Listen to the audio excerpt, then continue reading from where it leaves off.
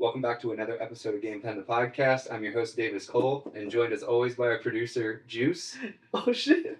Hey. Oh shit. Normally the camera's over here. Yeah. Today we're in Las Vegas, Nevada for UFC BJJ 4. Our guest today is a social media personality and a Powerslap athlete. Please welcome to the podcast, Destiny McCubbin. Let's go. Yeah, he really wants you to slap me. We're super excited to have you on though, because I guess we can just start with Powerslap and kind of work back. I'm interested to hear about other stuff. Yeah. You did one 3 months ago? I did. I competed in October in Abu Dhabi. Yeah. Was that the debut? No, my debut was June. My debut was UFC or International Fight Week actually. My debut. Yes. Out here. So that was really cool. That was so when I went to the. That was just June, you said? Yeah. So both this year. Yeah. So cool. Yeah. Once I went to the combine and I was like, okay, I'm gonna do this. I was really gunning for them to call me for UFC or for International Fight Week. So I was like, that's perfect. Because now I kind of have, it's a little different. When I first started, I was just doing it for the exposure, I wanted more eyes on my channel and my socials, and the money, obviously. But now it's turned into a passion. I actually do enjoy the sport and I want to grow with it, but that was kind of what I was doing it for in the beginning. So yeah, I was really gunning to get on the International Fight Week card when they called me for it. So yeah, it was awesome. Yeah, I just watched that in the Uber ride back over here. And she, I guess, got 2 fouls or something. Yeah, I think she definitely found me in the what was it, first one or second one, and I called it. It was a foul, and then they didn't call it. It's new, so they're still kind of figuring the rule. They don't always call everything, and it's fine. It's impossible to call every freaking foul, But yeah, the last one she fouled me, but I didn't think the last one that she was a foul, but they called it as a foul. So what made it a foul for people that aren't super familiar with the rules or rule sets and stuff? With Zoe, I don't even remember, honestly. So the one that I thought was a foul is because she kind of hit my mouth with my nose, and that's not, so a foul basically is a foul or a club is obviously you want the hand to be right here. You want this part, it should slap right here, and everything should be lined right here. So if this part of my hand is here, then that's a club, or under the chin, obviously, or just basically anywhere from the cheek and a slap and the chin basically is a foul. But I got fouled really bad in Abu Dhabi. I won by DQ. I didn't really like that. It's not how anybody wants to win. Right. But she fouled me bad. The first one was she clubbed me way up here, almost on my ear, and then the second one was just straight eye. Yeah. So that was. Yeah, and I felt on the 3 that you hit, you're hitting the same mark every time. Yeah. Right? Pretty accurate. I think that comes just from years of boxing and stuff too, and fighting. And practice. A lot of people don't really practice. I take it very seriously. I train for it I'm training for a fight. Yeah, I've seen the clips of Shane holding one single mitt for you. And that is literally we had I got informed about the match in October a little early, so I was able to kind of start preparing. So we had about a 7-week camp, Shane and I. It was every single morning of practicing slaps, and that's annoying. It's annoying because it's very tedious. It's the same thing over and over. Yeah, and it's only one side too. One side. Actually, I did both sides. I practiced both sides because I was going to do my October fight. I was going to go right, left, right, because nobody's really done that. And I was feeling a lot of power in my left side. Just kind of trying to strategize, if I hurt her with my right and then I walk her with my left, But then at the very end, some people got in my head and I ended up switching it up and just being okay, I'm just going to go right. But I didn't even get to go a second slap in Abu Dhabi because she won the coin toss. So she slapped me first. And then my second slap was ass. I hated my second slap. Or I hated my first slap. And then she fouled me again, so they called it. So I didn't even get a slap again. And so I'm a 2 foul to DQ? Yep, exactly. And I'm that's bullshit because I should get a slap her again. Why do I get Yeah, at least. Yeah. Let me get in there. Yeah, I'm why do I gotta get slapped twice? DQ and she rocked me the first one because she if it's such a bad foul and I'm no excuses, but I'm I was definitely rocked. I should have taken my full rest time. I didn't. I think I walked up after I had 30 seconds left on the clock to rest. I should have taken advantage of that, and that's all learning. Next time I will. But I feel my strike wasn't that good because I was rocked. So it's not not fair. And like also it sucks. I was like, it's not fair that she gets to slap me twice. And you know, yeah, I walk away with both my checks, which is great. But I don't know. I think it should be an option. You can either slap her twice, and if you foul her, then you guys just continue fighting. Let it be like a wash. Yeah, or if you want to just call it a DQ and take your money and go, because the You pride wanted the of slap. me would have picked the slap, Yeah. you know. Risk the foul. Yeah. Yeah, I'm like, I didn't fly halfway across the world Yeah. and train for 7 weeks Yeah. to slap one time, Yeah, you know. What time in Abu Dhabi time? It was nighttime there that I competed. I think I went on at like 6 p.m. So it was 6 a.m. here. How was that for competing in? That was fine because I was there for a week. Oh. So yeah, I got there. I competed Friday. I got there the Sunday before. So I had a lot of time to acclimate. But the first 2 days sucked bad. I didn't sleep for Yeah, like it's 2 like days. a full 12-hour clip, right? Yeah, it's crazy. Coming back was way worse too. It took me like a month to get back to normal once I got back. What? Yeah. Yeah. I was like really jet lagged for like a week and a half, but I didn't feel like I was just tired and just groggy and not the same for like a good month. Yeah. You mentioned a combine. Yeah. So they did like a combine like they do for the NFL or something. Where Yeah. They, like Kind of like a open tryout, and then what were the stations? Like I know in NFL it's like 40-yard dash and vertical and stuff. What did they do? So they I think I was a part of the second combine. They just did one this week actually too, and it was their fourth one. But they do like every 2 or 3 months, and basically you go. So when I now they dropped it down to 1 day. When I was doing it, when I did it, it was a 2-day thing. But you go to the UFC Apex, and there's a ton of people there, and they started off with like going over the rules. So Mark Smith, the UFC ref, comes in and he goes over all the rules for Powerslap. It's about an hour and a half long, honestly. And then you go into the training part. So you start practicing on the paddle, practicing with the podium, things like that. They just kind of like want to see everybody slap. Then they also have like a cube that you hit. It's on the wall, and that'll test your power. Yeah, but it's very hard to hit because it's like on the wall flat. So like you don't really have anywhere. You're kind of like against the wall, you know. Like there's nothing. Like your arm has like no room. I think they should have it on something where it's just like a pillar or something. Yes, exactly. Kind of like the punching one. Yeah, right? exactly. Because there was like hard to. Yeah, right. And then they did neck strengthening exercise, so that was really cool. They put you on all fours, and you're like, it's like this thing that's like kind of like shaped like this, like a big U, and you go on you're on all fours, and you're like underneath this thing, and your head is against it, and you're just pushing against that thing as like hard as you can to test your neck strength.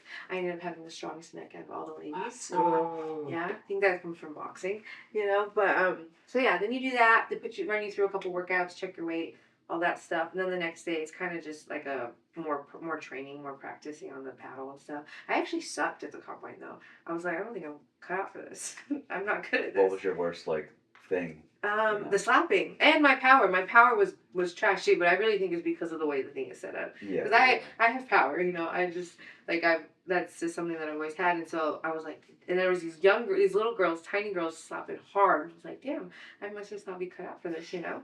and then what's that like? You waited for a number of weeks or something, and then got a call. Yeah, it was about actually 4 weeks exactly, I'd say, because the combine I did was like April 3rd, and then they texted me like May 6th and said, hey, Destiny, I want you to compete for International Fight Week. So man, it's kind of a long time to be sitting there. Yeah. And April 3rd, May 6th, Abu Dhabi in June. Nope. Here was in June. Abu Dhabi was in October. Okay. Yeah. So I got the call May 6th, and then we competed June 27th. So that was a decent amount of time. But usually they're very, very slow, or not very it's not like fighting. They don't give you, sometimes they'll hit you up like 4 weeks out. Hey, you want to compete? So that's what sucks, because especially if you're cutting weight and stuff. I was going to ask about the weight cuts. You compete at 125. Yeah. Oh, I cut weight. I cut weight like a and fight. it feels just like a fight? Yeah. My weight cuts. But you're not supposed to. They don't want you cutting a lot of weight because you're just taking shots, you know, to the chin. It's your brain. So if you're cutting a lot of weight, you're more accessible to a knockout and brain damage. So they don't really want you cutting a lot of weight. But I cut like, as long as I have a decent camp, I'm cutting like, I can get down to where I'm cutting like 7 pounds of water the day of, you know, which isn't, it's just, it hurts, but it's not terrible. 10 pounds I think is where it's dangerous, you know. Like for fighting, I'll do that, but not for this. Do you have the same amount of time after weigh-in? Mm-hmm. You weigh in the morning. So you compete Friday, you weigh in Thursday morning, and then you have like over 24 hours. So you're gaining that 7 pounds back. Oh yeah, I walked in. I don't know what I weighed. I was pretty heavy in Abu Dhabi going in. I don't remember what I weighed though, but my first one, I checked the scale before I went on stage. I was like 139. Yeah. That's crazy. That's a really high percentage. Yeah. Like 15 plus. 14 pounds. Yeah. That's crazy. What's the have you done real big like weight cuts? Yeah. I started at 115. I cut 14 pounds one time overnight. Yeah. Wow. Yeah. Boxing or MMA? MMA. Yeah, it was really bad. Rough. Man. Yeah. What was your first like exposure to combat sports?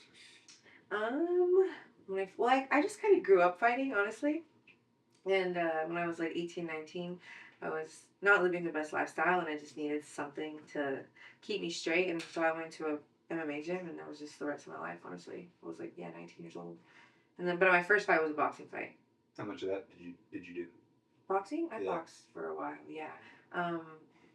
Well, I only had like 6 fights, but that was always like my main thing, you know? Always my main training, like always something I worked on, because it was just like the best that I had. My hands were always the best, yeah. And then after you got into that for a little bit, did you want to move out here for like the training and gyms? Yeah. So I fought my first time fighting in Vegas. That was actually when I had my 14-pound cut, because it was like a short notice fight for Tough Enough, and you don't turn on Tough Enough as an amateur. So I fought out here, and then I met Cheyenne Blismus, who was like a big name at the time, and upcoming as well in the amateurs. And she invited me. We like connected. She invited me to come train out with her one weekend, so I did, and it was just like I was like, wow, I loved it. I need to be here, and she ended up getting me like a job interview where she was working, and I was only 20 at the time, and I'm Mexican, so like you can't just leave your mom's house, it's not easy like that. And I didn't even tell my mom I was doing a job interview or anything, but I went to the job interview, and then when I got home, they called me and offered me a job, and I was like, Mom, I'm moving to Vegas. Yeah. And she was like, no, you're not. And I was like, yeah, I am. She's like, when? I was like, the end of the month. So I saved like $400, packed my clothes up and left. Yeah. Couch surfed for a couple months. Yeah. Yep. And just trying to figure out side work. Yeah. Different jobs until you can get more stable over the years. Yeah, it took me about 6 months till I got like on my feet, and then got my place, and it wasn't easy, Fighting is such a broke sport, so yeah, you're paying more to do it more than anything. Yeah. So yeah, it wasn't easy, but I'm glad I did it. It's the best move I ever made, for sure. And then at what point, when you were boxing and MMA fights, when did you start kind of getting into the media side? I barely did this year. Really? Yeah, in February. Yeah, very new. Really? Yeah, I actually stopped fighting. I thought, I was like, 2023? I think I was like, I don't think I want to fight anymore. I had a lot, like fighting, like you were talking about earlier, I had a lot of really bad injuries as well. I had a couple, I completely like obliterated my ankle, came off the shin bone and everything in wrestling practice, like broke tibia, fibula. Before that, I had like an emergency back surgery injury, and I woke up paralyzed from that in my right leg. So it was just a lot, like I still never gave up. I still hadn't lost the love, but eventually I think I just started to kind of hate it in a sense. I just didn't want to train. I was forcing myself, and so finally I was just like, I don't want to do this anymore, I don't think. And I took a year off, and in that year I completely spiraled. Yeah, I went off the rails. Martial arts is what keeps me straight, Same. Yeah. Yes, yeah. I'm a crazy, I'm pretty wild. This is a wild town. So I was like, I don't need it, I'm done. And then I realized I do need it, and that's why I went back into the gym, got back on the mat, went back to jiu-jitsu really. And that was just like, just everything I needed and I've been missing in my soul. But I think I needed that break for myself as well, to show me that I do need martial arts, because now I don't think I'll ever step away again. I don't know if like competing, but I think competing and being a martial artist are two different things. You're always going to be a martial artist. You can't compete forever, So yeah, I kind of lost my train of thought. But tell me more about the back surgery. That's crazy. Yeah. So I had 2 back surgeries. So because I was just like in so much pain, and I was having really bad sciatica. I had like my L4, L5, S1 was just bulging really bad, and I ended up going and get like a discectomy, which is basically where they like will cut off they'll take off the disc that's coming out of your vertebrae. you know. So I still had disc in there. It wasn't like bone on bone or anything. That's when it's bad. That's when you gotta like get a fusion and shit.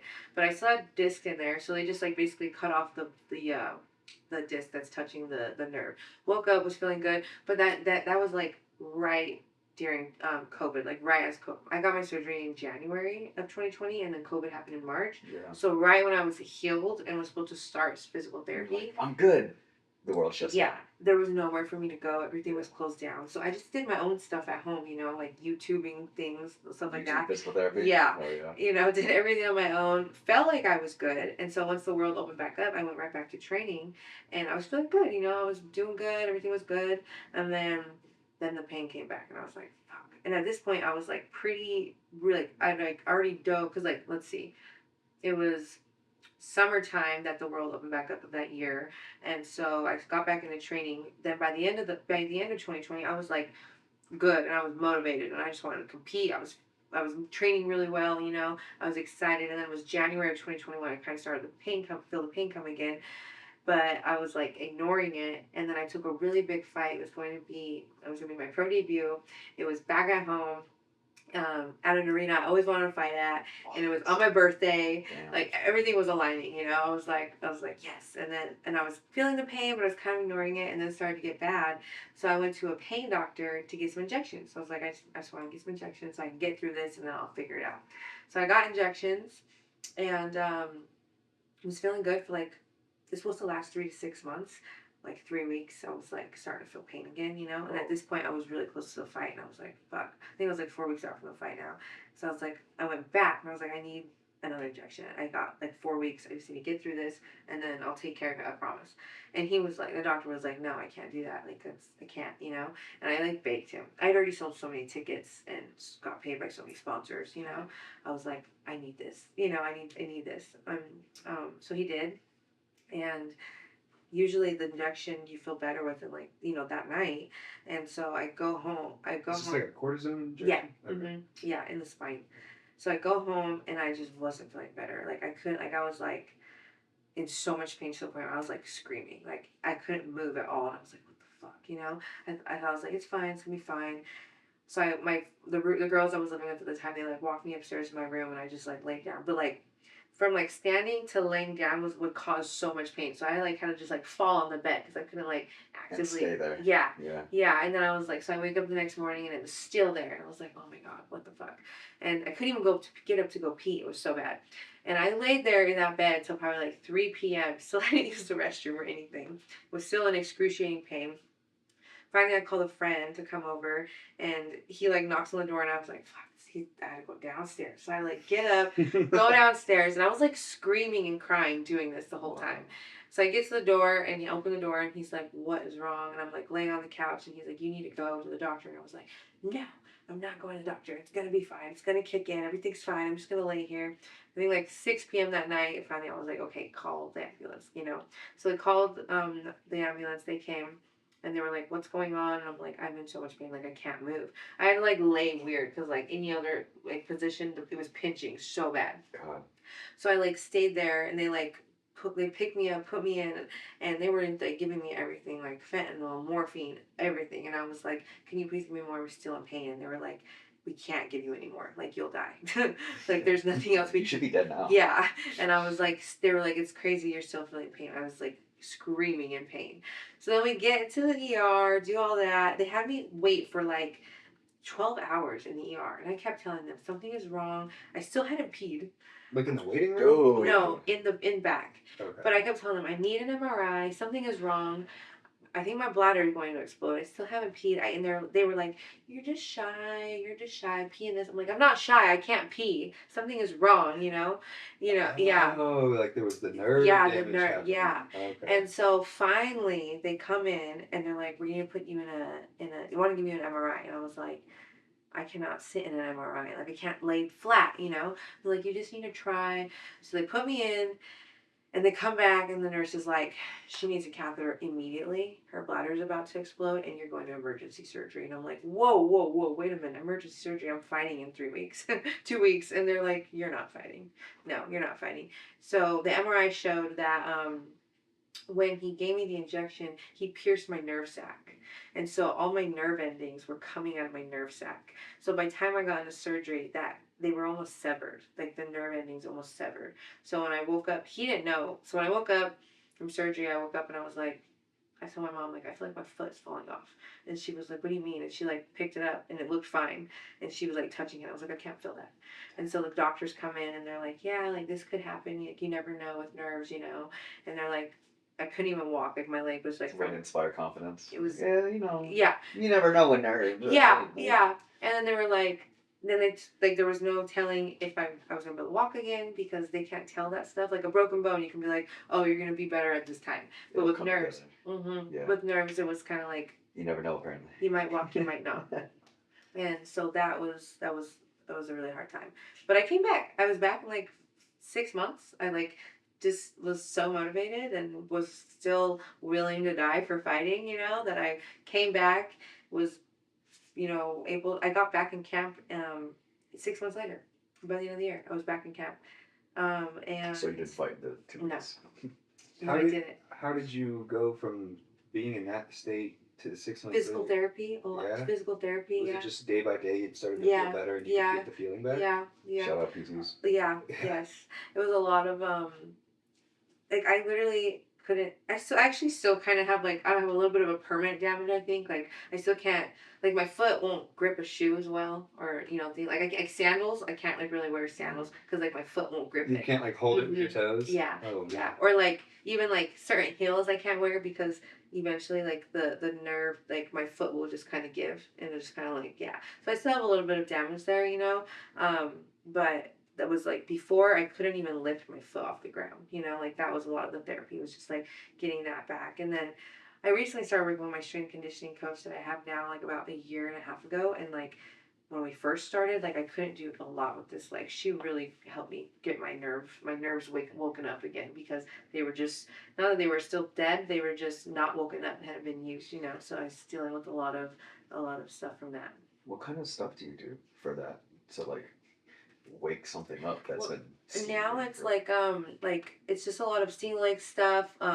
Like it was just so much like even just sitting on like getting like on a bench, single legging, sitting up and down, sitting up and down. Because I couldn't even do that. Wow. Or like even like what's it called, leg extensions. My leg would shake. Like no weight, just sitting on like a chair and just trying to do like that. My leg would shake like uncontrollably. So it's a lot of stuff that we just kind of take for granted. Yeah. But you're just going through the motions just exactly. to The simplest almost remember. Things. Or even like move. going up and down stairs. Like I couldn't, like I always have to go like one. Yeah, like the same foot stepping up each stair. Yeah. So that was really tough. And then, literally 6 months later, I got back in camp. I was doing it all over again, gonna go pro again. And you were moving like just like you were before. And this time I was in better shape than the last time. I was like, it's over for these bitches, I was like, yeah. And then I broke my ankle. 2 weeks out. And that was the tibia and fibula. 2 weeks out, broke my ankle. So both down low, close to the foot. Mm-hmm. Yeah. And again, 2 weeks out. Mm-hmm. Yeah, it was a really heartbreaking, dark time. It was. Whoa. Yeah, I was gonna ask, like, how was it emotionally coming from the first one with the back? The ankle, it was bad. It was bad. That's like I know what it's like for fighters. I know other people that have gone through exactly that, where it's like hometown fight, finally sell the tickets, and then an injury and surgery. Yeah, it was bad, and then I called my mom and I was like, I didn't technically need her because like I was able to walk and stuff, but I was suicidal. I needed my mom. I was like, I need you to be here because I can't be alone right now because I don't want to be here. So that was hard. She came. Is this on the ankle or after the back? Ankle. Okay, ankle. So because it was like the second time you've gone through this recently. Yeah. 2 weeks out from a fight again. Yeah, and it was like, oh, you give and you give and you give, And I was just like, what the fuck? I would literally die for this game and don't give a shit, Like that's where my mental started to go. And then it started to get to the point too where I was just so scared to get hurt again, Like I couldn't really train to my full potential because I was so scared to get hurt again. Like the thought of getting cut open again and being under the knife those are huge and dealing with that. Huge recovery times. Yeah, and just recovering from surgery sucks. You wake up, it takes a while for your body to get back to normal with all that everything they do, Yeah. What did they do to your ankle? I have a bunch of plates and pins in it. Yeah. Gosh. Yeah. Damn. Mm-hmm. Yeah. How's your mobility after all of that? My ankle's pretty good. I work a lot on that with my strength conditioning coach as well. Ton of mobility. Because that was like a thing, like I couldn't do proper squats and stuff because my ankles, like, wouldn't, had no mobility, especially my bad ankle. Yeah. But yeah, it's not too bad. The mobility stuff helps. Running, after a while, after a long time of running, I can kind of feel a little bit of pain, But other than that, it's not too bad. That was a quick healing process, actually, surprisingly. I was good in, like, I think 6 weeks. Wow. Yeah, I had my boxing shoes on in 6 weeks.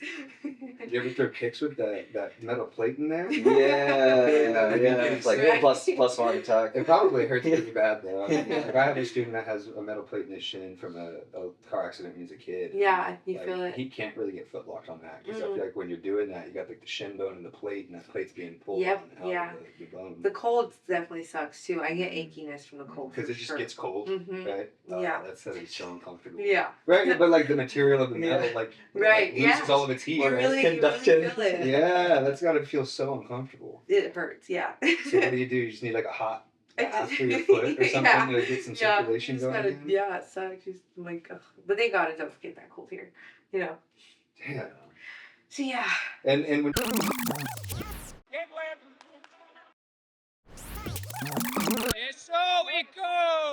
you were saying for that first fight before back surgery back home, Utah? Mm-hmm. Yep, back home in Utah. What was it like growing up there? I grew up in Ogden, Utah, which is not like it's very what's the word? It's very diverse. A lot of that's like a. I was like, are you trying not to talk shit right now? It sounds like you're trying not to talk shit right now. It's ghetto and a lot of Mexicans. I grew up in the hood of Utah. Everywhere has a hood. I grew up in Utah's hood. That's so funny because all I think of with Utah is like camping and like Mormons. Yeah, exactly. Yeah, no.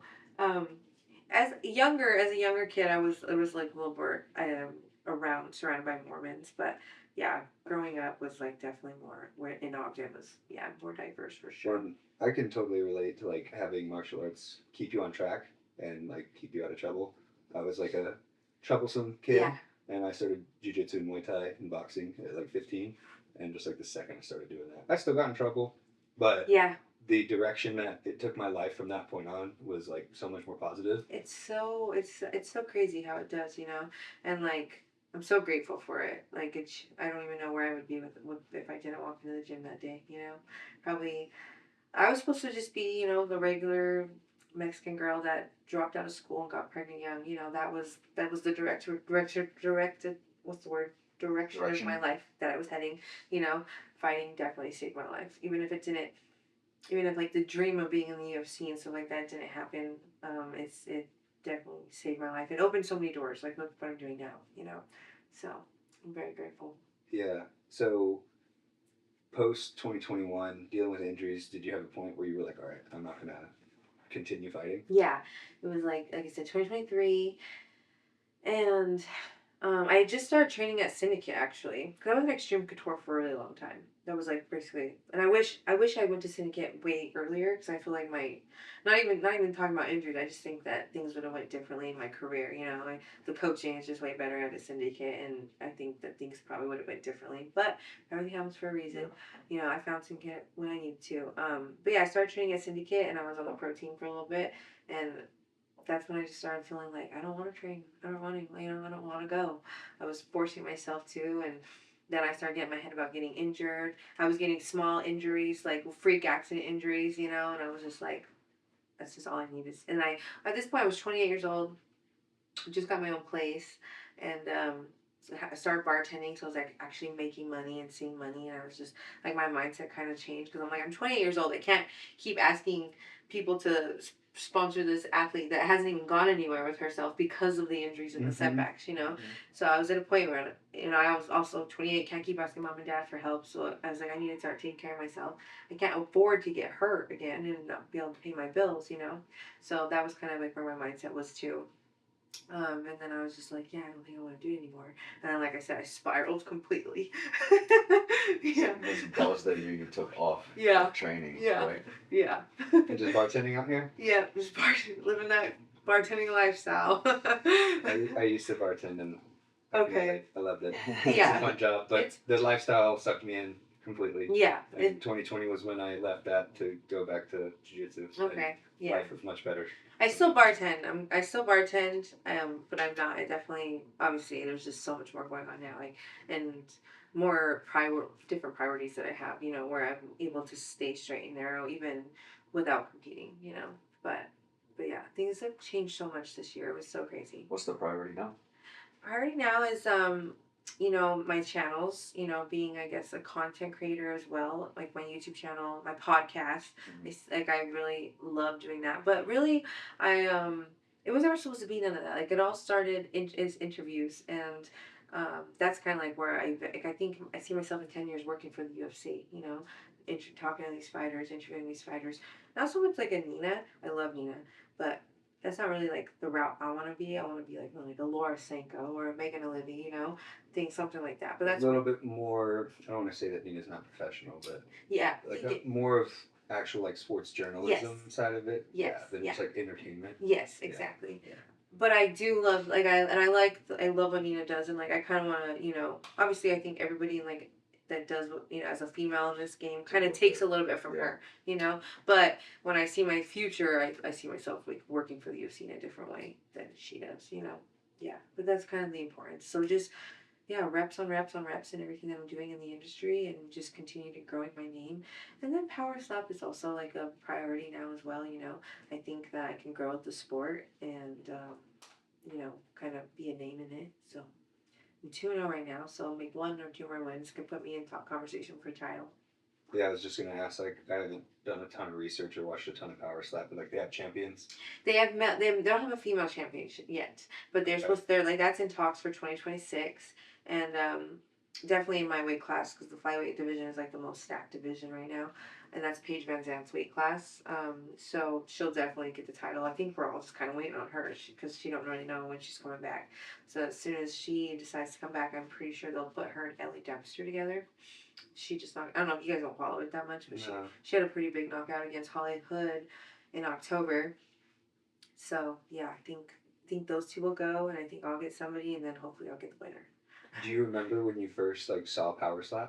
Yeah, I thought it was stupid. Yeah. Yeah. And did you ever see yourself doing it? No. When my manager first asked me, I was like, hell no. And then he asked me months later, and I needed the money. And he was like, it's good money. And I was like, I'll slap a bitch for that much money. Yeah. I'll get slapped for that much. I was like, I don't think anybody's knocking me out at 125. You know, not if they're not cheating anyway, as long as they don't club me or something. So yeah. Man, that's such a fascinating sport. Do you know how many events that they're gonna like run next year? Next year it's 12. So one every month. That's what they said for UFC BJJ as well. Yeah, next year's 12. I don't know if it'll be every month or maybe like 2 in a month or something like that. But yeah, next year's 12, which I think is awesome. If I could get 5 matches, I don't have to work. You know, that's enough money for me to live off for sure. Nice. Yeah. Any idea when your next one might be? So they haven't announced it yet, but they just did the combine, and usually after they do a combine, they'll announce a card like a couple weeks later. And I'm thinking with the Paramount Plus UFC 324, that's on a Saturday, and Powerslap will usually do it on a big weekend is like that, because Powerslap's always on a Friday. So I'm thinking maybe the 23rd. I don't know if they'll put me on that since I just kind of competed.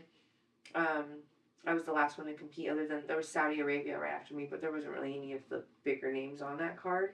So I don't know if they'll let me be on it. They might let some other girls get on the card. So if not, maybe March. I think they're having one in March too. Cool. Yeah. When you were doing the interviews, were you doing them on behalf of someone else or working for anything, or were you going by yourself to be like running gun style? I was doing it by myself, yeah. So how this all started this year, it was in February, and I actually got asked by an old friend of mine to do ring announcing back home in Utah. And I was like, well, he reached out to me, and he's like, hey, it was, I used to train at his gym when I was a young girl, you know, was sparring at his gym. So he's seen me come up, and we've always stayed good friends, him and his wife. They own a gym back home called All Heart Boxing, and that's where I go spar. He reached out to me one day and said, hey, I'm going to start my own show, and I'd love for you to be a part of it. I think the whole Utah fight community would love for you to be a part of it. And I was like, yeah, I'd love that. You know, just let me know. I'm thinking commentating, you know. And he calls me, and he's like, how do you feel about ring announcing? And I'm like, ring announcing? Like in the blue corner. Yeah. What? Yeah, and I'm like, I don't have that voice, you know. And he's like, I think you'll be great, and everybody will love to see you. And I'm like, okay. He's like, but you're still gonna be commentating too. And I was like, oh, okay. So like, So I still work for them. But my first one was in February, and yeah, I did the ring announcing, I did the commentary, I did the interviews, I did everything. But so, are you familiar with Millions.co? I just saw today. The online stuff. Yeah. No, not until today. Okay, so they're like a online, kind of like a broadcasting. They do a lot of interviews, things like that. People can create an account and interview fighters, and you don't have to pay for anything. So you don't got to pay for like a streaming website or anything. They do it, Huh. So, but somebody had reached out to me and wanted to interview me because I was going to be a female announcer. And I was like, oh yeah, cool, that's cool. So I did the interview, and then Millions was actually streaming the fights that I was working. So they got to see everything. Then they reached out to me and was like, hey, you were awesome. Like, would you maybe want to start running interviews on our platform? You can talk to any fighters that you want, whatever. And I was like, sure, that sounds cool. So I started doing it, and then I loved it, and just kind of took off from there. And then I like started. It was never an intention to be a podcast. Even forever, I was like, I'm not calling it an episode. It's an interview. Yeah. I didn't want to be a podcast. Yeah. But it's. I mean, yeah. or say, like you said earlier, like a content creator. Yes. Right. Oh my God. Yeah. Never seen this route, all my life, but here we are.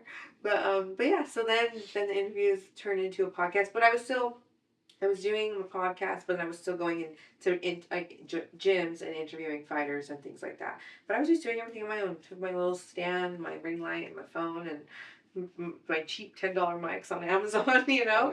To start off, and yeah, it's grown a lot. Actually, I haven't been doing a lot of gym interviews just because the podcast it's a lot. The podcast is a lot, It's so much content. I'm like, I can't keep up with all the content I got to get out. But then I started working for Tough Enough. Then Tough Enough called me and asked me to work for them and to be like their cage side interviewer. So then I started working with them, and that was awesome. And so yeah, it's just been growing and growing, and yeah. So you seem That sounds perfect. Yeah, kind of especially focused on like the MMA side of it. Like you said, you want to work with like the UFC MMA fighters. Mm-hmm. And or like even I like just within UFC I would do UFC BJJ.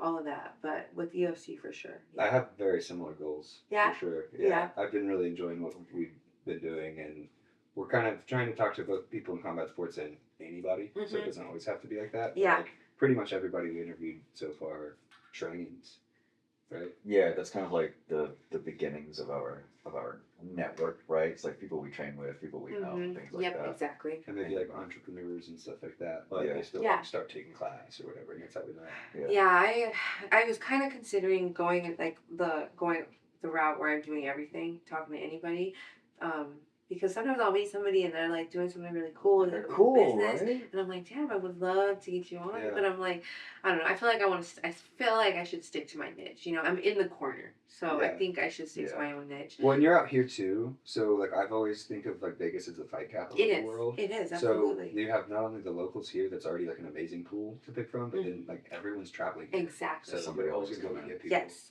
I'm very lucky. I have a lot of connections, and I've been here a long time. So even if I don't know somebody, I know somebody that knows them that can kind of vouch for me. She's great. Go talk to her. Whenever you do these gym interviews, like, do you have a process for how you come up with your questions, or like what kind of research you do? I mean, I just do as much research as I can on them. Like it's like just type in their name and like everything comes up. What they've done, their Tapology. I'll go and find their fights. I look through their Instagram, kind of see. I go far back, kind of see like. Some people will be young, and I can find their childhood, like seeing like what they're trained like as a kid. And then, I just, at first my interview, especially interviews, when I'm interviewing a fighter, kind of, if it's just like an interview, I do start out with like, I want their whole journey, so I talked about their childhood and like how they came up, things like that. But if I'm just going to talk to somebody about an upcoming fight, kind of talk about just I'll talk about like how, what got them into fighting, then I'll talk about their camp. How's camp going? Who are they using to train? What are they doing to prepare for the fight? What do you think about your opponent? Things like that. Giving them like a platform to also, promote them of their own selves. Yeah. ChatGPT's a good friend too. Yeah. Oh, 100%. I love that. I talk to her every day. Well, ChatGPT therapist, right? Yes, yes. She knows me more than anybody. Her and my dog. What do you think of the UFC BJJ? I love it. I Yeah. think it's great. Yeah, I really love it. I'm a big fan. I've been to all of them. I think maybe it was the first one. Yeah, I've been to them all. I think maybe I did go to the first one though. I want to say I did. Yeah, I think I did. Yeah, I went to a couple FPIs, and then my manager actually got me tickets to the first one, and then I ended up meeting Stephen Tecchi um, at the. Actually, we were in the sauna together at the UFC PI one day, and I met him through my friend Cynthia Calvillo. She introduced us, and then we started following each other. And and now every time I go, I make sure I get good content and promote it, and I'm always sharing it and stuff like that. So he takes, he'll help me out, like hook me up with some tickets, which is so nice, because I've been there before. It was just starting out, but I love it. I think it's amazing what they're doing for the jiu-jitsu athletes, just kind of giving like. There's not like a ceiling anymore, Now there's really a place for these athletes to go. Yeah, yeah. Being like more in like the jiu-jitsu side of things, Mhm. I feel like jiu-jitsu's very dramatic, and so like when they started, there was all the Craig Jones who did Craig Jones Invitational, and then he took the pit from Karate Combat, and he's like, "Oh, UFC's just stealing my ideas." Yeah. It's like, sure, they are, but it's the but they're UFC, doing a great and job. they're going to make it better than anybody will. Yeah, And they're going to take care of these. and you can tell from when you go to them, like it's a great promotion. Oh, I've been yeah. to all the jiu-jitsu promotions that exist, and they do a great job. And Better these than anybody. jiu-jitsu athletes get to use the PI. That is alone is huge. Like, Dope. Does that extend to Powerslap as well? not yet. Really? I think for champions it does, but so soon, but not yet. Come on, Dana. Come on. Let's I go. know. I don't really get it. I think it's because Dana's involved, but not as involved as we think. I want to say he's more of just the name. Like, people know him, So when it came out, So it's just attached and yeah. type.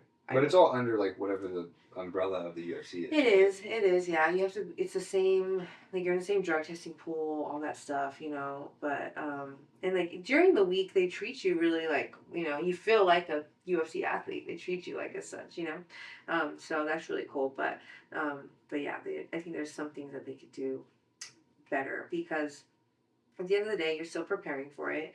You're still risking your brain damage, risking getting knocked out on TV. There's a lot that you put on the line up there to go do that up there. Thankfully, they haven't seen anything too crazy, but I mean, anything can happen. The brain, it's a brain, anything can happen. Up there. Has anyone failed a drug test in Powerslap? Oh, yeah. Really? A lot of people. What are they popping for? Testosterone. Like Just guys steroids. test. Yeah, steroids. Yeah, many girls have yet. But yeah, a lot of people do. But you get like 6 months. Do you, at spending like a career in combat sports, do you like? Because I think a lot of guys are on, especially in jiu-jitsu. Oh, yeah. There's a lot of That do performance steroids. enhancing drugs. Mhm. Yeah. Do you think that like females are using it less? Like, In do you think- slap? No, Or just across the board, like in combat sports. Oh. Like, do you think that females? I think girls use a lot of. I I think girls do in jiu-jitsu. really. Sure. Yeah. What do you think about like MMA? I think it's a kind of a Brazilian thing. They get the good stuff. Yeah. They Is get, Yeah. is that what it is? Yeah. They get the good stuff. I have a lot of. You can tell when a female does. Unfortunately, yeah. You The tell. signs for guys, it's like Yeah. you have a lot of people are like, oh, he's definitely on steroids. But it's what's like part of the unfair, cycle. what sucks is like when they do it, even when they get clean, they still have the benefits from it for a long time. It changes your muscle mass and stuff. Yeah, and probably your bones too. Yeah. I imagine that helps you increase Yeah. a little bit of bone density. Yeah. I never did anything because I was just always scared for getting popped. I was like, but also I don't want to turn into a man. I don't want to change my voice and stuff. Yeah. Grow hair on my chest. I have kind of like a general question for that. Like being a woman in combat sports, it's such like a boys club. Huh? I feel like. Like, do you feel that? No, not really. I'd say when I first began, kind of maybe, because I started in 2015, so it wasn't as big yet. Like, they had just barely created the strawweight division in the UFC that year, and so it really was still kind of like Ronda Rousey. Yeah, Michigan that would have been State. Ronda Rousey, like Holly Holm. Yeah, 2015, Holly right? Holmes era. It was, still wasn't that big, and then they created the strawweight division, and then it started to pop off. But even then, like they sucked at the time. Like the girls weren't as good now. The game hadn't evolved to what it was. So, what was the question? I'm so sorry. I just like wondering if like as like a female combat Oh, sports yeah, athlete, so, like, yeah. you feel Back that, like, then, it's kind of a Going man's into the world gym, type of it was definitely more like that back then. Going to the gym, but I don't feel like that. I also think it depends on your atmosphere that you're going into and how the men that you're training with are. thing. Yeah. Like, like I said, I was at Extreme Couture for a long time, and the culture there was a lot different than it was then. Like, I've never felt like that at Syndicate. I've never felt like a girl. Like, what's the culture like at Extreme Couture versus Syndicate? Tough question. Try not to talk shit. Try not to talk shit. It's just a very Extreme Couture is very cliquey, very cliquey. Coaches have their favorites, and it's very like dog eat dog there. You're gonna fight every single day. Like every single day you're sparring hard. Every single day you're grappling hard. Expect to scrap. Every single day. Yeah. So that a lot of injuries come with that, and that's a lot of mind fucks, like a lot of mental shit, and just some of the coaches weren't the best, They were very toxic in a sense. But the Syndicate is just it's a family gym, And it also I think Extreme Couture is kind of like a come and go. People come into town and everybody goes there and trains, Mm-hmm. Syndicate's not like that. You have to be invited on the mats. You're not going to pro practice if you don't get it okayed by John Wood, Gotcha. Like that's just which is great, which is why we have a safe room, which is it's still the highest level. Hello, we have Marab Philly in our gym. And some of the best Cody still. We have a lot of amazing high level UFC competitors, jiu-jitsu athletes.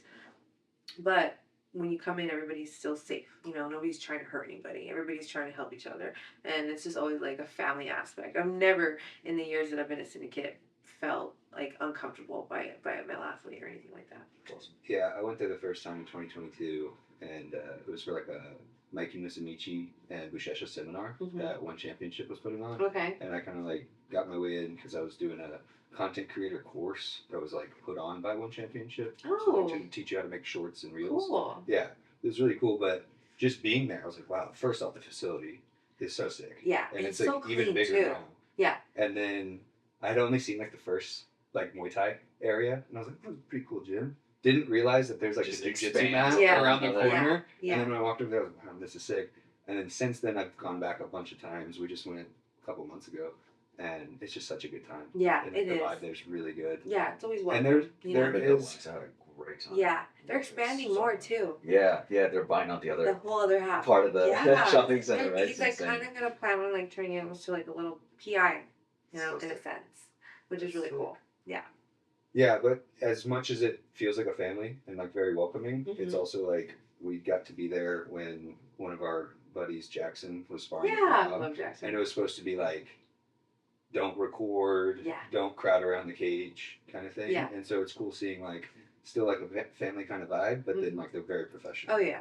Like that day Marab was warming up with his shirt over his head, I guess, to kind of like disguise himself so people didn't bother him. Okay. Like you could tell he was trying to like just do Yeah. his own thing. Yeah. And us and our buddies were all like breaking our necks trying to watch, and then eventually they were like, yeah, you guys gotta get out of here. Yeah. But I respect that because Right. it's like they take training very seriously there, and it seems like extremely well organized from what I've seen. It is very organized. Yeah, John Wood and JoJo Wood, they do great. Emily's like the helps John a lot. She's his assistant. They keep it very, like you said, organized, and like you have to schedule to be in the cage and things like that. So it's great. I really love it. Yeah. What do you think they're doing right at Syndicate, like for the culture? I think it's just one that not letting you just anybody come into the gym and be on the mats, because one bad egg can ruin it all. So I think that's a good factor that he stands by that. And they have multiple coaches, so you'll have like the pro practice. There's like 5 coaches on the mat, so you're not not everybody's getting some type of attention. Yes, exactly. I think that's a big thing. And then like also like not even talking about practice, but like for pads and things like that, there's so many different coaches you can go to, or wrestling if you need wrestling, anything. And then they also they have a meeting. I know they have like a coaches meeting every week. They sit down, they talk about like they probably had one this week talking about like, okay, this is how because like a lot of our fighters lost this weekend, unfortunately, and that happens. That's gonna happen. But they go and they have a meeting and they look at the drawing board and they discuss where we went. Yes, they reflect where we went wrong, what we could do better. I think that's a big thing too, because they understand there's things we can do better. We're not. If we want to be the best, like we got to keep trying to be the best. We're not just there's no ego in their coaching. They know that they have to work to be the best as well, and they put a lot into their coaching. Like they care so much. Like I know that when we lose, it hurts them. Yeah. Where I've had coaches, I lost, and they literally just walked out of the cage. you know, didn't wait for me to get out of the cage. Like, you know, like anyways. exactly. Yeah. You know, I've dealt with that, so I think that's a big thing too. Yeah. And you said they don't allow anybody on the mats. Do you think is that for like the pro team, the pro practices, right? Yeah. But as far as the you mentioned a couple of times that it's very much like a family gym at the same time. Yeah. That for those practices, like It's welcoming, right? Yeah, totally. Yeah, you can you pay the day pass. Anybody can come in and pay the day pass, or they have like a 3-day pass, which is really cool. It's like I think like $30, and you can do all. That's a really good deal. Yeah, you can do all the practices for 3 days. Anything you want, except for pro practice, of course. But yeah. No, taking like I met Jerry, I don't know, maybe last year or something like that, and like taking Jerry and Shane's classes, like I've learned so much. Oh yeah, you know, they're so like, great. I love our jiu-jitsu program. $30, like we're in Austin, right? Yeah. And we're like the jiu-jitsu nerds are all that. Okay. So like a drop-in fee in Austin's like $75 at Kingsway was like for one. Wow. One class. Wow. You know. So hearing $30 for 3 days at Syndicate, I know how good the training is there. Yeah. The coaching quality is just as good. I mean, obviously John Danaher and Gordon are really good at jiu-jitsu, and they're pretty much respected as the best. Right. But I've just found Syndicate to be so good. Yeah, I love it. I love our jiu-jitsu program. Shane and Jerry, they're amazing. They're great coaches, and yeah, I love working with them. Yeah. So our friend Andrew just moved out here. I know you just did an episode of your podcast. Yeah, in the corner. So how what do you think of that guy? He's got his title defense at UFC BJJ, UFC BJJ 4 welterweight title defense. It's his second title defense. What do I feel about it? Yeah, like how's it been getting to know Andrew? I've known him since he was 6 years old. So, really? Yeah. We came up in the sport. How old are you? 31. Okay, so you're just a little. Yeah. So. Than him. Yeah, like when I was starting out, I was 15. He was 6, and then really quickly, for me being a new white belt, I started helping out with the kids class, and so I knew him from when we both started at the same time as white belts. And so, what's your belt now? Black belt. You're a black belt too? Yeah. Oh, okay. I'm so sorry I didn't know that. I probably should know. No, that's the cool thing about like the podcasting is like I'm glad to like get off the jiu-jitsu mat. Yeah. You know? Yeah. That stuff doesn't really matter. But what are you? Your belt? Blue. Blue, okay. He's blue. He's like a sandbagging blue. I have no choice in this. So, I'm a blue too. I feel like I'm close to purple, but we'll see. But back to Andrew, he's super energetic. He's a crazy kid, and like, what is your take on this guy? He's hilarious. Yeah. Oh my gosh, he was funny. He was cracking. Is he doing a lot of this? Yes, he was cracking on the podcast. And I can't do that. He's just fun. I think we all love having him in the gym. You know, he's great energy, and he's just he's a good partner.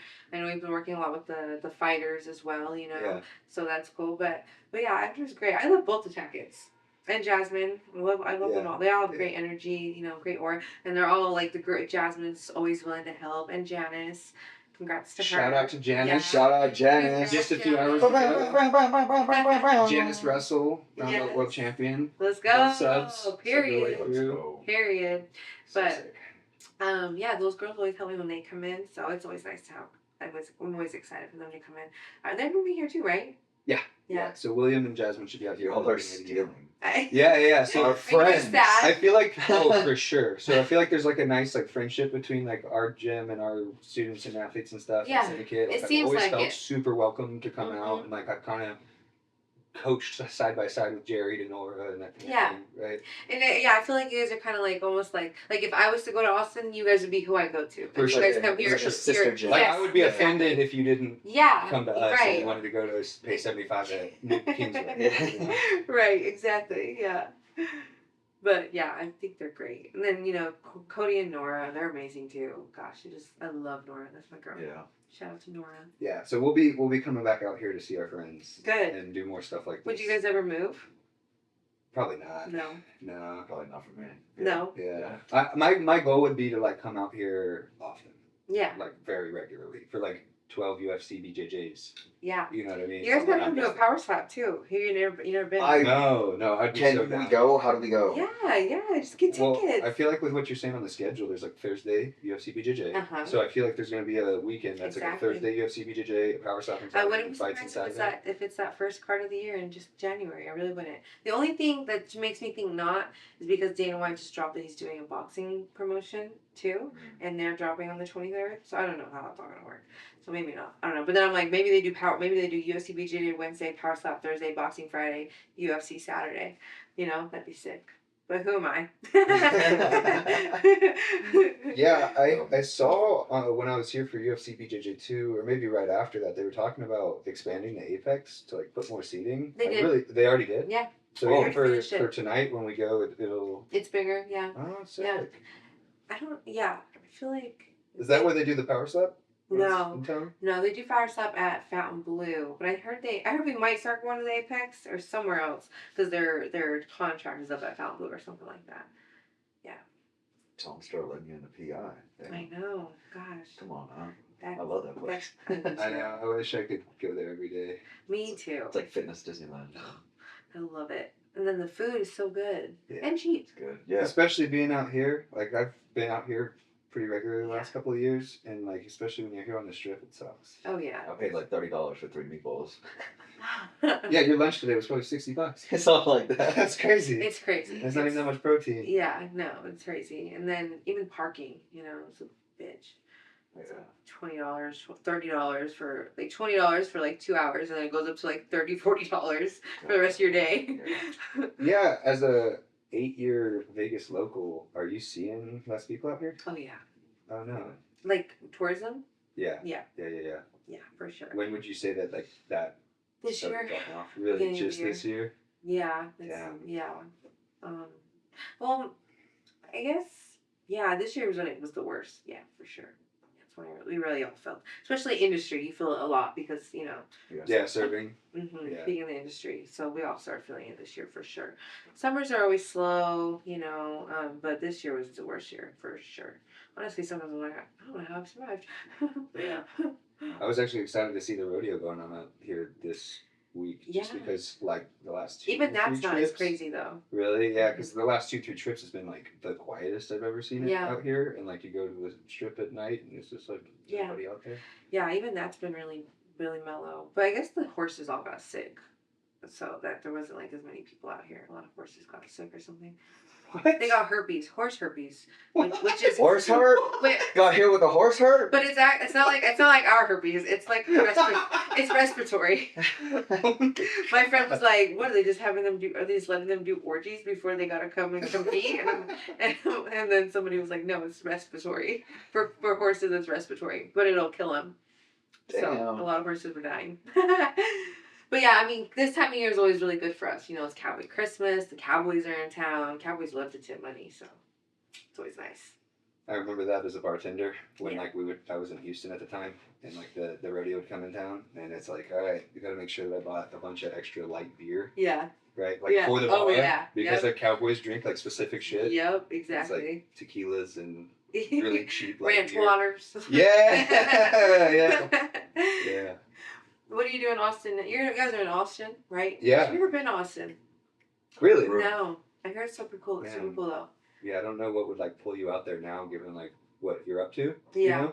Yeah. Just to check. I'm like, it's fun there, right? It's kind of like more for like us, our generation. Like Fun. Yeah. younger. Oh, it's super fun. I mean, it's a little different. Like I grew up there, or I mean, like just north of it. Is it a party town? Oh yeah. See, We have 6th Street, so we have like a one street School downtown bars. where normally they'll like close the street off. You can walk across the street bar to bar. Yeah. It's pretty fun. It's just I love different. that It used to the vibe in Austin was very like the slogan was keep Austin weird.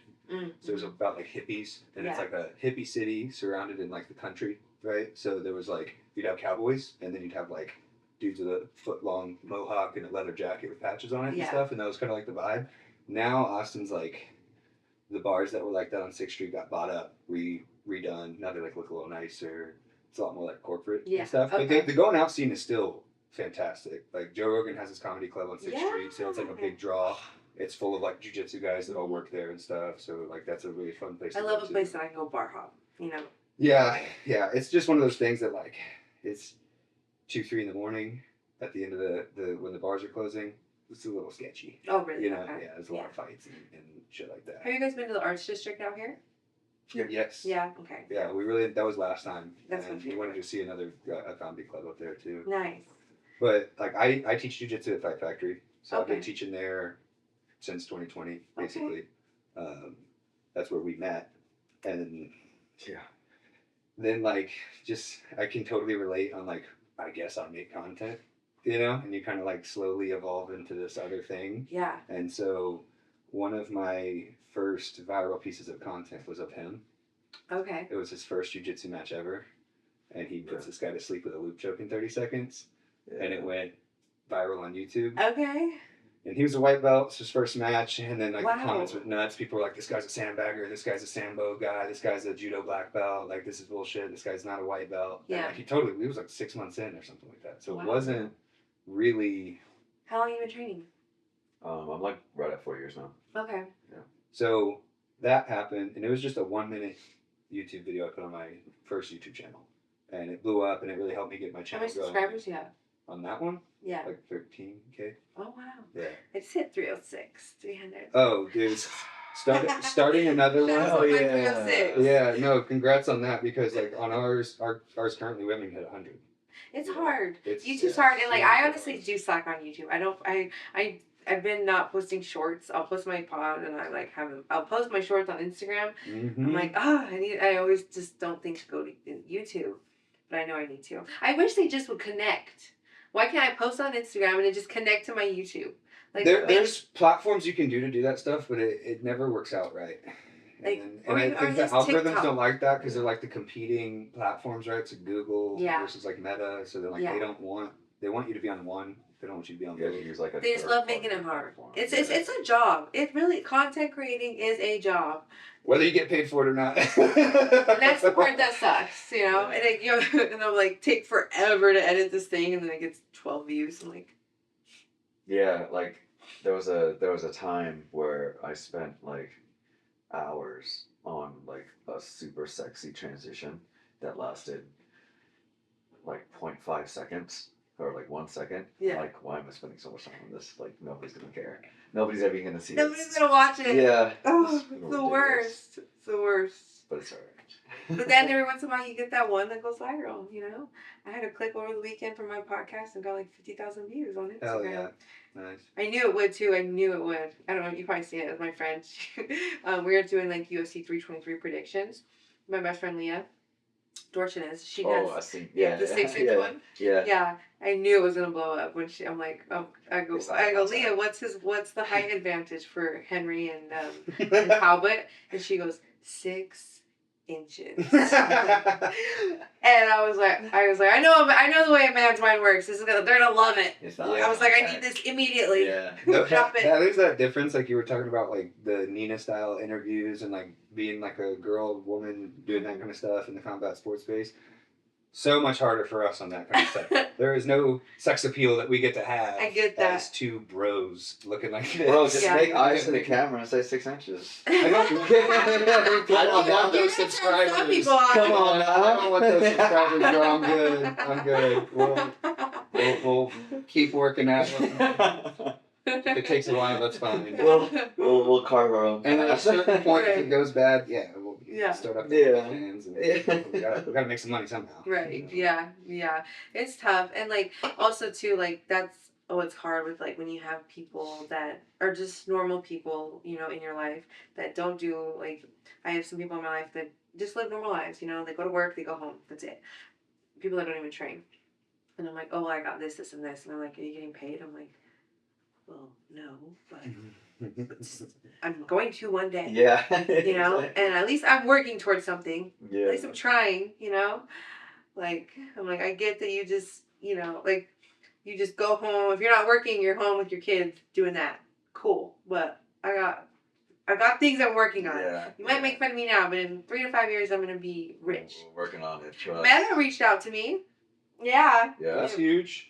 Yeah, I had a call with them last week, and they were like, congrats on your 15,000 followers. I was like, thanks. They were like, you're eligible to start doing some brand partnerships. And I was like, okay, cool. They're like, we love your content. I'm like, really? I was like, I guess I'm a content creator. Yeah. So kind of like, you had fought, you put yourself out there before, right? You probably had to post it on Instagram, but like this year, with like a concentrated like effort to really put yourself out there. Yeah. We've gone through the same thing. I mean, I've been making content for a few years, but we've really pushed hard this year. How do you feel about like that sensation of vulnerability or like embarrassment by putting that stuff out there? And how's that gone from like the start of this year to now? Oh, I really love that question because at first it was really embarrassing, you know. But then I've always also been the type of person, like I'd be like embarrassed, but I was like, fuck it, you just gotta do it. Because if I don't do it, nobody's gonna do it. I've always said, even like as an amateur, I've always said, like, you gotta promote yourself. You have to be annoying. You have to. Because if you're not promoting yourself, if you're not promoting yourself, nobody's gonna do it, you know. And I've done that since I was like a young amateur. I had so many sponsors as an amateur fighter, and people would be like, I don't understand how you have the sponsors. I'm like, because I post about myself and I promote and I reach out. Put yourself out there. I'm not scared to ask. I will ask. I will ask. If I want something, I'm going to ask for it. All somebody's going to do is tell you no. Yeah. But you know what? I shoot my shot. I'm going to shoot my shot. If they say no, cool. You know, whatever. Yeah. But somebody, like, you're going to get a right yes one day, you know? Yeah. So I've always, to answer your question, it was definitely embarrassing at first. And sometimes still I feel cringe, you know? Yeah, like, for sure. That's the perfect word, right? I'm like, oh, I'm so cringe. I sound so cringe. But then sometimes the ones I'm most embarrassed to post blow up the most. I'm like, I hated this, and people love it. Yeah. You know? So now I'm just kind of like, whatever, I don't give a fuck, because I can see that this is working, and I can see that one day it's going to be making me money, you know?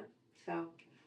You have to have so much like faith in it too, and like get past that noise in your head. You have to be delusional. You should stop doing this. Oh, I always tell people, I am like so half completely self-confident, half completely delusional. Oh, yeah. You know? Like, it's just so bad, but also, everything's gonna work out. Uh-huh. Yeah. It'll be fine. When Leo was here, we made a video outside of T-Mobile for when we went to the press conference, and I hated it. She hated it. I hated it. And I didn't even accept the collab at first. That's the exact what I'm talking about, the embarrassment. We're like, oh, it's out there. But I'm like, it's on yours, but do I want my Yeah. And then I was like, fuck, I'll post it, because it started to blow up just from her post. And you're like, fuck. And I was like, she's like, it's already here. And I'm like, damn, I haven't even collabed on it yet. And I was like, fuck, okay. So I did, and it blew up, and everybody loved it. We got so many great compliments, and I'm like, you just got to do it. Yeah. You just got to do it. And so that's a lesson that I get taken for myself. And maybe you guys can even like, just do it. Just fucking post it. Just post it. You know? Yeah. Just post it. You know what I've also heard too from certain content creators is if you post something and it doesn't do well, post it again. Delete it and post it again. Because if it didn't do well, chances are really nobody just seen it. It just didn't get seen. So post it again. Yeah. I've heard a lot of content creators. So straight up delete it and post it again, or just post it again and have two? I don't know. I don't know if it's either way. I think some people will delete it. But there's some that I'll post twice, you know. But I haven't really tried this theory. But I've seen on like TikTok, a lot of TikTokers say that they do that. Yeah. If you didn't get a lot of, you know, engagement, it's probably because it really just wasn't seen. I'm like, This is gonna sound crazy, but like, have you ever seen like the Squirtle playing the saxophone? It's like if I play it for you later, you'll be like, oh, I've heard that before. Okay. It's like a common like sound bite that you'll hear. So it's like the Pokemon character playing the saxophone, right? It's like a short, and this account just reposts it, and it'll vary, and it's a crazy example of what you're talking about because it's just the same clip. But you can look at the view counts throughout the different posts, and it'll be like 30K, 50K, 3.2 million, 100K, and they just recycle that one clip that keeps getting posted. So like, that really does prove. Yeah. Now that was the algorithm. It's a pretty sick sound, right? Like the audio's great, and then it's Squirtle, so it looks kind of sick. Yeah. But it just proves that like they're just reusing the same piece, and I'm sure if someone like created that and they own like the audio of it, like they're probably monetizing that just by recycling. That's true. So it definitely shows that the theory works. Yeah. I'll repost our just the two of us. Yeah. Kit montage. Yeah. So like I made a sponsor video not too long ago, kind of reaching out to sponsors, and I'm like, I'm gonna post this every single week. I haven't started that yet, but I'm going to. I don't give a fuck. Yeah, like we did predictions for the UFC BJJ 4 for tonight. Not even predictions, really, just like talking about the matches, right? Yeah. A little bit of backstory. Was it Jesse A. Formiga? Yeah. And so I didn't like give him enough jiu-jitsu clout, and I was like, oh, it's a UFC guy, like an MMA guy versus a jiu-jitsu guy, and like all these comments came in.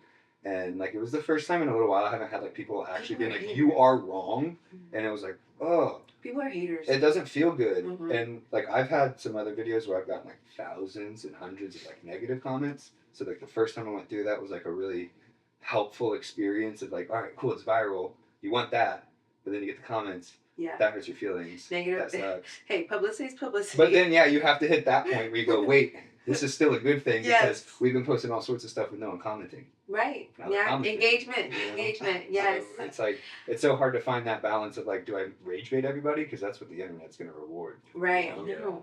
And then like also predictions is kind of scary because people will attack you. I was really too nervous to do the one that her and I did. And then I even ended all my picks. It was a really weird weekend for MMA though. A lot of people that shouldn't have lost. You know, it was a kind of a freaky. So I was like, I feel like the universe. What's the moon like? I was like, I feel like it was a full moon. Oh, see? It was there we go. It was the last super moon of the year. Yeah. But I was like, sometimes Oh shit! I remember that moon. Yeah. Yeah, it was a good one. Sometimes It was a good moon. That was a good ass moon. Sometimes I think that there's shifts. Like being in the MMA world for so long, I sometimes think there's like weird shifts in the MMA world where like people will like.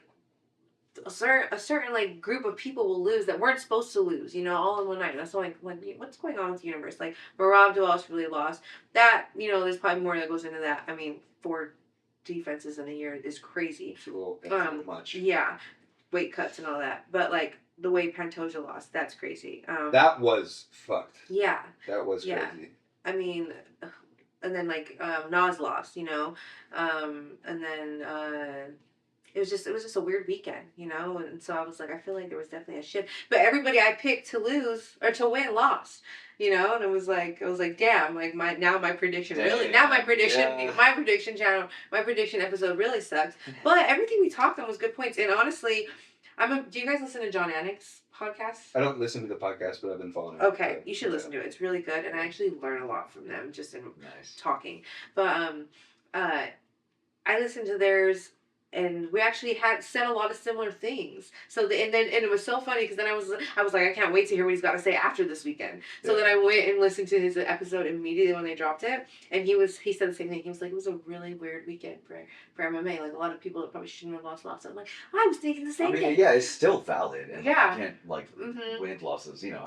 You know, but the points are still valid. Yeah, and then even like I did a lot of fan content over the weekend too, with like fans outside of the fights, and a lot of people chose Marab too. You know, everybody was going from Rob and stuff. So, yeah, it was just weird freak thing. But you get a lot of hate when you make. If you make like a hard prediction, like this guy's gonna win. Yeah. Or even my girl, she was kind of like she would talk shit on some people, and I was like, you know, just trying to keep more neutral because like I might not know the fighter, but like I'm like, oh, my manager manages that fighter. I don't want to say anything. Or you might want to have him like on in the thing. Yeah, exactly. Right? That is like the hardest part to manage. Is like, if I'm stuck between pissing off like one person or the other, that sucks because you want to be able to just be neutral. Exactly. And that's something that I've really enjoyed ever since I started doing like shooting jiu-jitsu tournaments, like even his and things like that. Was I've coached jiu-jitsu since like a long time ago, and so I've always been like attached to a team as a coach in a Brazilian sport. So sometimes it can be kind of like clicked up, right? Know? And then as I started doing more shooting at events, I started to be able to like kind of get out of being a coach at this gym and then just being able to kind of be the like unbiased Lone Ranger. Yeah. And it was so freeing after years and years of jiu-jitsu where it's like if people aren't on your team and you're checkmat and they're Gracie Baja, there's like a little bit of for sure a barrier there. For you sure. Know? Whereas like everybody likes the camera guy. Yeah. See, sometimes, and I still feel that sometimes in a sense like of like I probably would never go to Extreme Couture for an interview, honestly. You know, because like the relationships and stuff. I think like I'll go to any other gym, and I think that's a gym that's like almost I don't know, my loyalty wouldn't allow it. Yeah, you know? When he had asked the semi-loaded question about Syndicate versus Extreme Couture, I was gonna step in a bit. Well, the reputation is it's like more like a PI in that like you come in with your training partners and you do your thing, and then like other Extreme people do their thing. Yeah, like it's just a little bit more. It seems like every man for themselves. It's very much like. Every man for themselves. They have like the people that have been there forever, you know, and you know that. You know who's been there forever when you walk in there, you know, just because of the way the energy is and stuff. So, So people don't train there, like regularly as a part of their program? It's like people going with their teams. And No, use their they facility? do. I think you're talking about like out of towners, right? Well, I've just heard that in general, it's like, it was just very specifically explained to me as like very clicked up. Yeah. Like if you're not in one of those groups, like you're not really going to be able to go in and just like train. Whereas like Mhm. going back to the Syndicate and the culture there, I can't remember the name of that song. It's like an Australian song or something, but they played at the end of the pro class. Oh, the running one? Yes, and the first time I saw that, I forget. I always it forget. hit me really hard because I was watching the training and it was probably the best MMA class I've ever seen. Yeah. Right, just like how they structure the training, and I was like, man, like the coaching's so high quality, the athletes are also high quality. There's so many athletes on the mat at once, Yeah. like 60 people, you know. And then they end it with that, and that was like such a cultural thing, right? It's, hey, you're tired, but we're all gonna like do this together as a team, and then it's also gonna like lighten the mood Yeah. to the point where I And just, you know when that song comes on, it's done. yeah, and it's like a nice way to end everything. Yeah. And I could tell that wasn't an accident. They didn't like turn that on. They play the because same that was song the every- next song. every- Yeah, every day. like they're gonna play that song at the end of Y'all practice. don't remember what song it was? I'm so sorry. I could sing it for you, but I'm not going Let's to. do it. Same thing as the I'll get- Squirtle I'll one. get it. I'll get you on both of those There you audios go. after. Yeah. But yeah, I just, as soon as I saw that and I saw like, you know, guys running around with their hands up and just kind of like changing their mindset at the end of practice, I was Yeah. like, that's good leadership from the coaching staff, is that they like have these little parts of the program that I've not really seen it. I've never seen an MMA team that big, Yeah. right? But like that big, everyone coming together, closing out practices together and stuff like that. Yeah. I was really impressed with how aware they are of like the whole thing. It's Right. not just like the skills. Yeah. It's also like the culture of the gym too. Very much so. Very much so. And I think that's just, John has been in the game for so long and been a coach for so long and had his own gyms for so long. I think he's just trial and error, sure. You know? Yeah. I know Syndicate wasn't always the best, you know. He's had to make his mistakes, but I think that's good. At least he's like taken those and like created now what he has, you know, Yeah. which is an empire. Yeah, I was about to say it's like an army. Yeah. Yeah, I love Syndicate. I And love still Syndicate. continues to work to improve. and Yeah, grow. yeah. Right. Yeah. He wants to be the best in the world. He wants to be the best coach or gym in the world. I think they're well on the way. Yeah. Yes, absolutely. I asked about that song, so we'll see. Sick. I can't think of it. I've played, so I stole that and I like had my class. And I Yeah. don't even know if I made them run because like the context doesn't make as much sense for a jiu-jitsu class, but like I played the end of some hard training. That it was like, Yeah. guys, like we're done, chill out. And like relax. those are those things that from what I've picked up on Syndicate, it's such like a machine, right? There's so many coaches, so much staff, so many students that like it has to be organized, Yeah. you know? Whereas like on a smaller gym, you can have a little less structure because like you can kind of see what's going on. In Oh front yeah, of there's so much I more. feel it out. Yeah, they're very. And what's really cool too that I love about Syndicate and that the coaching is like, so like whenever a pro has a fight, whenever anybody has a fight, they'll do like a meeting with like you and all the coaches and like kind of come up with a game plan with you for your fight camp. Game plan. That's the name, right? Of our podcast. Okay. So Game plan. it's so funny because like people just use it, especially talking about fights. Yeah, yeah, right? And so yeah. we And always in just sports like in general. try to goad people into saying it without Yeah. like, telling them to say it. There we go. Well, thanks so much for coming on. Thanks for Really having me. appreciate it. How long have we been here? Do you want to do like a shout out to any of your channel and all that? Yeah, Your yeah. page. Okay. Right. Yeah, Go for it. tell people where to follow you. What's up, guys? Thank you so much for having me on the Game Plan podcast. I had a great time. I'm Destiny McCubbin. Go ahead and check out my YouTube channel, In the Corner with Destiny McCubbin. I also have Spotify and Apple Podcasts as well. Both of them the same thing, In the Corner with Destiny McCubbin. And Instagram and TikTok is just Destiny McCubbin. But yeah, go ahead, shoot me a follow, subscribe, show some love. I think you'll like what you see. Thanks, guys. Beautiful. Yeah, You know, Yeah. that was sick. Same here. Follow us, Game Plan the Pod, on YouTube. We started our second YouTube channel, Game Plan Audible. That's where we're going to post anything non-podcast episodes. So it could be training vlogs, fight predictions, anything that we want to put out there. So go check both those channels out. The podcast is also on Apple Podcasts and Spotify. I'm Cold Jiu-Jitsu on Instagram. Check me out there. Juice, you got anything? Bro, give us reps on where to eat in Las Vegas.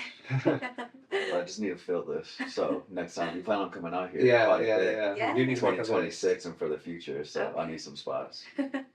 Well, thanks so much for watching, and we'll be back soon with another episode. Game plan. go.